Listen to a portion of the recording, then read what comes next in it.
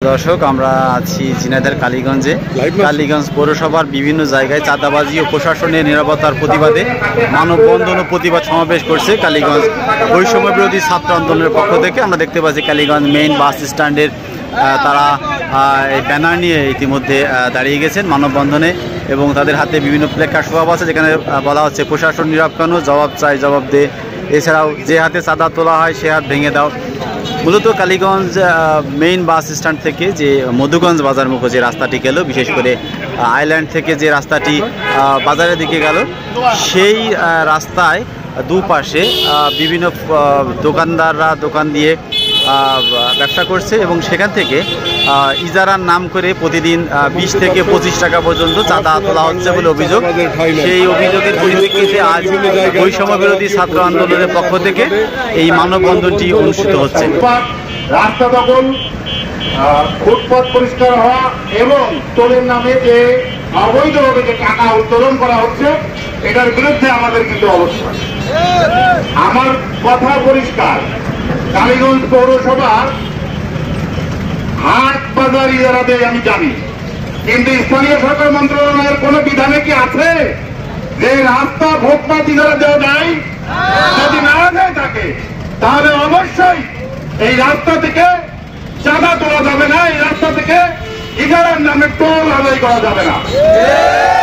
এবং শুধু তাই নয়, এই রাস্তা দখল মুক্ত করতে হবে।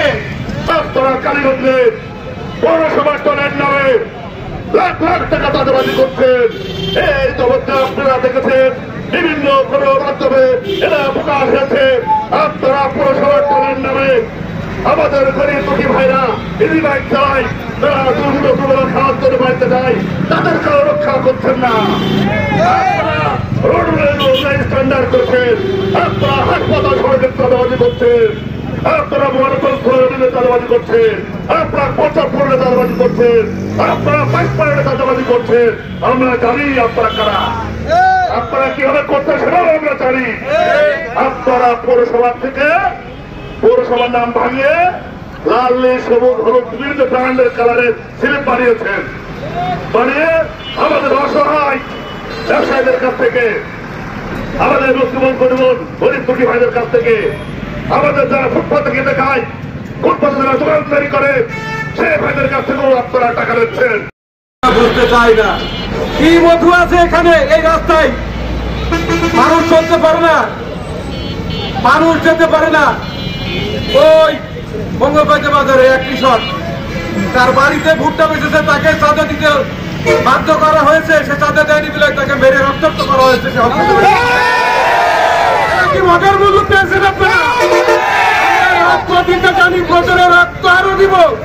আমরা দীর্ঘদিন যাবৎ কালীগঞ্জ প্রশাসনের কাছে বিনীতভাবে অনুরোধ করছি যে যে সকল চাঁদাবাজি হচ্ছে নীরবে এবং প্রকাশ্যে আপনারা এদের বিরুদ্ধে ব্যবস্থা নিন। প্রশাসন কেন যে নীরব, এটার প্রশ্নের উত্তর আসলে আমাদের কাছেও নাই। আসলে তারা এখান থেকে ভাটা পাচ্ছে নাকি তারা তাদের কাছে জিম্মি, এটার উত্তর তাদেরকেই দিতে হবে। আমরা বারবার বলা সত্ত্বেও তারা কেন কর্ণপাত করেনি?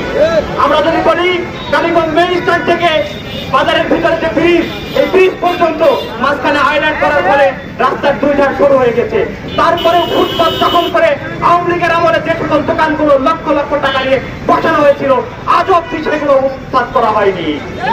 আমরা বারবার বলেছি আপনারা এদেরকে একবারে উৎখাত করেন না, তারা মানবিকতার কথা বলে, সেই লোকগুলোকে আমরা উৎখাত করে এরা খাবে কি? আমরা বলেছি এখানে মিলের একটি জায়গা পড়ে আছে আমাদের স্টেডিয়ামের পাশে, আপনারা সেখানে তাদেরকে স্থানান্তর করুন, করে তাদেরকে সেখানে ব্যবসার ব্যবস্থা করে দিন, তবু আমাদের এই রাস্তা মুক্ত করে দিন। কিন্তু প্রশাসন বারবার আমাদেরকে আশ্বস্ত করেন যে আমরা এটার জন্য কাজ করে যাচ্ছি, অথচ তারা এই বিষয়ে কোন প্রকার কাজ করেন না, এটা প্রমাণিত।